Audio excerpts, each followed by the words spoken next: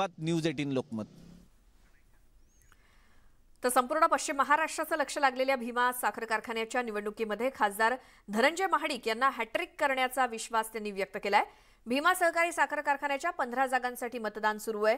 19,500 मतदार आपला हक्क बजावतायत। विरोधकांनी प्रचाराची पातळी सोडली, प्रचारातून दहशत आणि गुंडगिरीचं समर्थन केल्याचं मतदान आणि त्यातच मतदार आपल्या बाजूने उभे राहतील असा विश्वास देखील महाडिकांनी व्यक्त केला।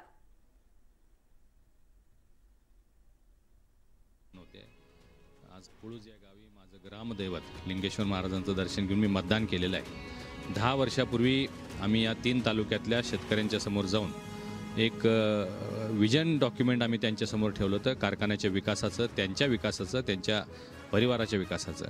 आम्हाला संधी दिली तर आम्ही कारखान्याचं एक्सपान्शन, कोजन, डिस्लरीसारखे प्रकल्प करून या 3 तालुक्यामध्ये समृद्धी आणू असा एक शब्द आम्ही त्यावेळी दिलेला होता आणि या सगळ्या गोष्टी आम्ही या 10 वर्षामध्ये पूर्ण केलेल्या आहेत। जे दिलेले शब्द होते ते सगळे पाळलेले आहेत आणि त्यामुळे या निवडणुकीमध्ये आमच्या विरोधकांचं डिपॉझिट जप्त होईल याचा मला विश्वास आहे। महाडिक यांची तिसरी पिढी विरोधी पक्षनेते